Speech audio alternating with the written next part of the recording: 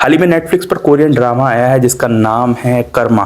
भाई नाम तो इंडियन है और स्टोरी भी कुछ वैसी है। 6 एपिसोड की सीरीज है और क्या ये आपको देखनी चाहिए या नहीं देखनी चाहिए और इसमें क्या क्या आपको देखने को मिलेगा, चलिए बताते हैं इसको।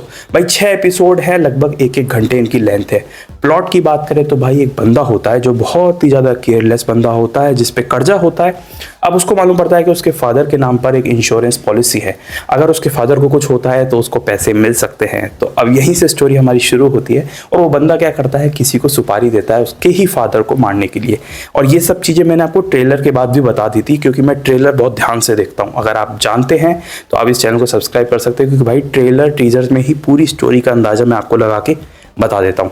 वापस आते हैं अपनी वीडियो पर। तो अब क्या होता है कि वो जो बंदा है वो किसी को सुपारी देता है, सुपारी के बाद उसको इंश्योरेंस के पैसे के लिए क्लेम करना होता है। अच्छा, अब स्टोरी जब घूमती है जब 6 लोग आते हैं और 6 की ज़िंदगी अलग अलग होती है, लेकिन ये जो मर्डर होता है पिताजी का, इससे जो इनकी 6 ज़िंदगी होती है वो एक साथ कनेक्ट हो जाती है। मान गए ना? कनेक्ट ऐसी होती है कि वो 6 के 6 लोग जो हैं वो अपनी अपनी ज़िंदगी जी रहे थे, लेकिन उस मर्डर में कहीं ना कहीं उनका रोल था, या वो मर्डर से कैसे कनेक्टेड है, या असली में मर्डर हुआ है या नहीं हुआ, या कैसे हुआ है, ये पूरा सस्पेंस आपको इस पूरे 6 एपिसोड्स में देखने को मिलेगा। सीरीज़ की बात करें तो आप हाँ इसको मर्डर मिस्ट्री सस्पेंस कह सकते हो, थ्रिलर है। 6 एपिसोड्स में आपको बहुत ज़्यादा चीज़ें दिखाई जाएंगी। 6 के 6 लोग एक ही पॉइंट पर आके कैसे रुक जाते हैं वो सब देखने को मिलेगा। साथ ही बात करो इसमें कैमरा वर्क बहुत कमाल का है, और ख़ासकर कि मुझे जो कि मर्डर मिस्ट्री ऐसी मूवी सीरीज़ देखना पसंद है तो मेरे को ये अच्छी लगी।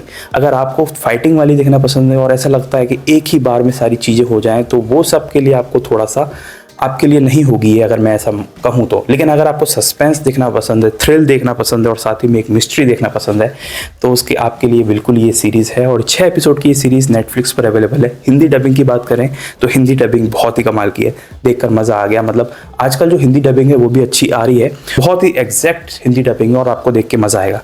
अच्छा, 5वें 6ठे एपिसोड तक जाते जाते जो सीरीज़ है वो स्पीड पकड़ लेती है, लेकिन 6 एपिसोड बाद ही सीरीज़ खत्म हो जाती है। स्पीड ऐसे पकड़ती है कि 5वें एपिसोड में आपको कई सारे ट्विस्ट टर्न्स देखने को मिलेंगे।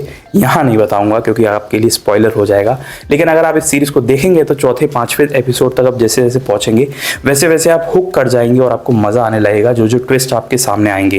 क्योंकि हर एपिसोड के एंड में ये एक ऐसा पॉइंट छोड़ जाते हैं कि आपको अगला एपिसोड देखने का मन करता है।